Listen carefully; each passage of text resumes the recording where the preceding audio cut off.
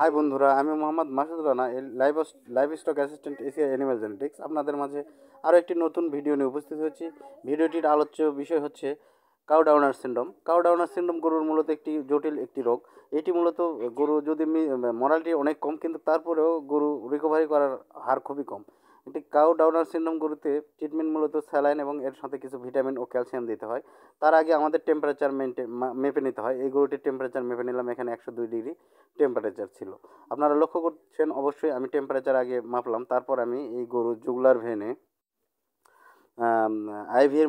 Ivy একটি saline push করব jugular ভেনে। দেখুন কীভাবে জুগুলার ভেনে স্যালাইন পুশ করা হয়। আপনারা যারা স্যালাইন পুশ করতে পারেন না বা আইভি ইঞ্জেকশন করতে পারেন না, আপনারা দেখুন জুগুলার ভেন আমরা আস্তে করে ধরে পজিশনটা ঠিক করে নিয়ে এবং সঠিকভাবে যখন আমরা জুগুলার ভেন আইডেন্টিফাই করতে পারি, তারপর ওখানে স্যালাইন পুশ করি। আপনারা দেখুন আমি এক্ষুনি স্যালাইন কীভাবে পুশ করি, এই বিষয়টি আপনারা লক্ষ্য করবেন। এবং আপনারা যারা স্যালাইন পুশ করতে পারেন না, জুগুলার ভেনে স্যালাইন এভাবে পুশ করলে করতে পারেন। সেক্ষেত্রে অবশ্যই আপনারা নিজেদের অভিজ্ঞতা, বাস্তব অভিজ্ঞতা এবং যে সকল বিষয়গুলো লক্ষ্য রাখতে হয় সে সকল বিষয় লক্ষ্য রেখে তারপর স্যালাইন করবেন। অবশ্যই এটা ডাক্তারের পরামর্শে হতে হবে। যাই হোক, আমরা এখানে জুগুলার ভেনে স্যালাইন পুশ করলাম এবং স্যালাইন দিয়ে দিলাম। এই ক্ষেত্রে স্যালাইনের ভেতর কিছু মেডিসিন আমরা ইউজ করব। আপনারা অবশ্যই দেখতে পাচ্ছেন যে স্যালাইন পুশ করা আমাদের কমপ্লিট এবং স্যালাইনের উপরের অংশ কেটে বাদ দিচ্ছি, যাতে উপরের অংশ ফাঁকা করে আমরা এর ভিতর নির্দিষ্ট পরিমাণ মেডিসিন খুব দ্রুত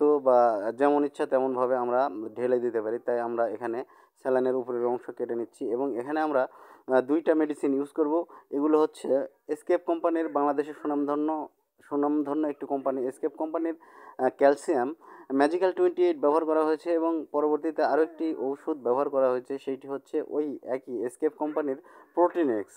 হ্যাঁ, বর্তমান খুব ট্রেন্ডে রয়েছে এই দুইটি মেডিসিন। যে সকল গরু আসলে পড়ে গিয়ে উঠতে পারে না বা কাউ ডাউনার সিনড্রোম অথবা মিল্ক ফিভার, এই সকল ক্ষেত্রে ম্যাজিক্যাল 28 এবং আপনার প্রোটিনেক্স খুব গুরুত্বপূর্ণ ভূমিকা পালন করে থাকে।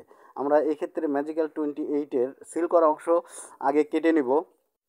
তারপর এই স্যালাইনের যে উপরের অংশটা কেটে নিয়েছি এখানে আস্তে আস্তে ঢেলে দেবো। দেখুন আমি ম্যাজিক্যাল 28 প্যাকেট থেকে মানে আনবক্সিং করছি। আপনারা দেখতে পাচ্ছেন ম্যাজিক্যাল 28 এসকেপ কোম্পানির একটি প্রোডাক্ট। এর রেজাল্ট অতিরিক্ত খুবই ভালো। আমরা ফিল্ডে যে সকল এই মেডিসিন যে সকল জায়গায় ব্যবহার করেছি প্রত্যেকটাতেই আমরা ফিডব্যাক খুব ভালো পেয়েছি। তাই আমরা এই সকল মেডিসিন ইউজ করি। তো ম্যাজিক্যাল 28 আমরা এর সেল অংশটি কেটে আস্তে আস্তে স্যালাইনের ভিতর ঢেলে দেবো। দেখুন আমি কীভাবে ঢেলে দিচ্ছি, আপনারা ফলো করবেন অবশ্যই। যারা আমরা কাউ ডাউনার সিনড্রোমে গরুতে ট্রিটমেন্ট দিই অবশ্যই এইভাবেই দিই, এবং অন্যান্য ক্ষেত্রে মিল্ক ফিভারে এবং কাউ ডাউনার সিনড্রোম মূলত একই রকম ট্রিটমেন্ট। মিল্ক ফিভারে রিকভারির সম্ভাবনা অনেক বেশি। যে সকল ক্ষেত্রে মিল্ক ফিভারে গরু আক্রান্ত হয় সেই ক্ষেত্রে ক্যালসিয়াম এবং স্যালাইন দিলে অধিকাংশ গরুই রিকভারি করে যায়। রিকভারির পার্সেন্ট বলা যায় 95 বা 90 আপ। বাট যদি আপনি এটা কাউ ডাউনার সিনড্রোমে দেখেন, কাউ ডাউনার সিনড্রোমে 70 বা 80% গরু আর রিকভারি করে না। এক্ষেত্রে 20 অথবা 30% গরু রিকভারি করে। যাই হোক, আপনারা দেখতে পাচ্ছেন আমরা এখানে স্যালাইনের মধ্যে ম্যাজিক্যাল 28 ক্যালসিয়াম আস্তে আস্তে ঢেলে দিচ্ছি। এই স্যালাইনের সাথে ক্যালসিয়াম যখন দেবেন, এই ক্ষেত্রে আপনারা মোটামুটি কিছুটা জোরে দিতে পারেন স্যালাইন। কিন্তু যদি আপনারা ডাইরেক্ট ক্যালসিয়াম ভেনে দেন, সেই ক্ষেত্রে অবশ্যই নির্দিষ্ট ফোঁটা গুণে নির্দিষ্ট মাত্রায় দিতে হবে। এই ক্ষেত্রে যদি জোরে দেন, গরু শক হয়ে মানে যে কোনো ধরনের একটা অ্যাক্সিডেন্ট বা ইনসিডেন্ট ঘটে যেতে পারে। তাই আপনারা অবশ্যই যখন স্যালাইন পুশ করবেন অবশ্যই এটা ক্যালসিয়াম যখন দেবেন অবশ্যই স্যালাইনের সাথে দেওয়ার চেষ্টা করবেন। তাই আমরা এখানে দেখুন আমরা স্যালাইনের সাথে ক্যালসিয়াম ব্যবহার করতেছি এবং এর সাথে আমরা এসকেপ কোম্পানির দেখুন ঢেলে দিচ্ছি প্রোটিনেক্স একটি খুবই ভালো মানের অ্যামিনো অ্যাসিড, যা কি না খুব দ্রুত গরুর শরীরে কাজ করে এবং গরু হচ্ছে খুব দ্রুত ফিডব্যাক দেয়। তাই আমরা প্রোটিনেক্স এবং ম্যাজিক্যাল 28 বেশিরভাগ ক্ষেত্রেই ইউজ করে থাকি। তাছাড়া অন্যান্য কোম্পানির অনেক মেডিসিন আমরা ইউজ করি, কিন্তু এইখানে এটা না করে আমরা ম্যাজিক্যাল 28 এবং প্রোটিনেক্স ইউজ করেছি। আপনারা দেখতে পাচ্ছেন যে গরুকে স্যালাইন চলতেছে এবং গরু ফ্ল্যাট হয়ে পড়ে আছে, গরুটি উঠতে পারতেছে না।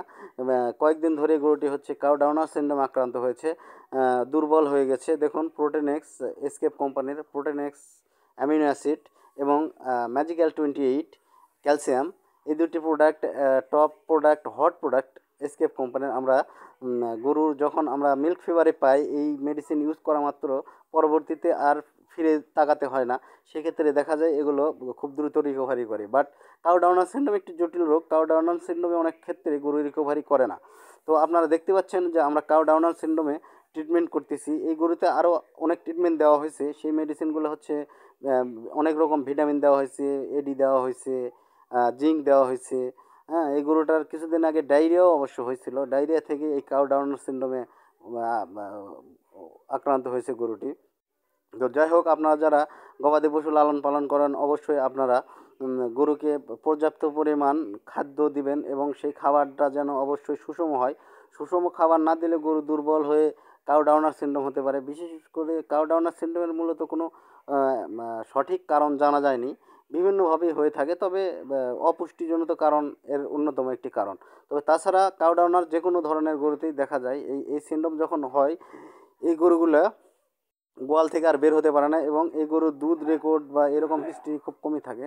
যে সকল গরুর দুধ হিস্ট্রি থাকে এই ক্ষেত্রে আমরা মিল্ক ফিভার ধরি, আর যে সকল গরুর দুধ হিস্ট্রি নাই এই ক্ষেত্রে মিল্ক ফিভার নয়, আমরা কাউ ডাউনার সিনড্রোম হিসেবে ট্রিটমেন্ট করি। তবে মিল্ক ফিভার এবং কাউ ডাউনার সিনড্রোম মোটামুটি একই রকম রোগ এবং এর চিকিৎসা পদ্ধতিও প্রায় একই। তাই আমরা এই দুইটার যেইটাই হোক কিন্তু আপনার হচ্ছে মিল্ক ফিভার হলে গরু রিকভারি করে, বাট কাউ ডাউনার সিনড্রোম হলে গরু রিকভারি করে না। এক্ষেত্রে অনেক ব্যাপারীরা আছেন যারা গরু বাজার থেকে অসুস্থ গরু কেনার চিন্তাধারা করেন।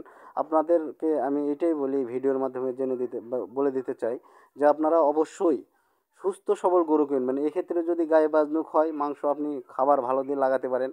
যদি অপুষ্টিতে ভোগা গরু কিনেন, এই গরুগুলা আপনি ভালোভাবে সুস্থতা মানে ভালো খাবার দিয়ে হুষ্টপুষ্ট করতে পারবেন। বাট আপনি যদি রোগাক্রান্ত গরু কিনেন, এক্ষেত্রে এই গরুগুলো মারা যাওয়ার সম্ভাবনা থাকে। কারণ এই গরুগুলো সেল করার আগে আপনাদের এই গরুর মালিকগুলো অবশ্যই অনেক ডাক্তার দেখিয়ে ট্রাই করে তারপর গরুগুলো সেল করে। তাই আপনারা অবশ্যই যখন গরু বাজার থেকে কিনবেন, সুস্থ সবল গরু কেনার চেষ্টা করবেন। আর যারা আমার চ্যানেলটি এখনও সাবস্ক্রাইব করেননি, আপনারা আমার চ্যানেলটি সাবস্ক্রাইব করে পাশে থাকা বেল আইকনটি বাজিয়ে দেবেন। আর যারা আমাকে নতুন নতুন ভিডিও করতে উৎসাহিত প্রদান করবেন। ধন্যবাদ আপনাদের সকলকে।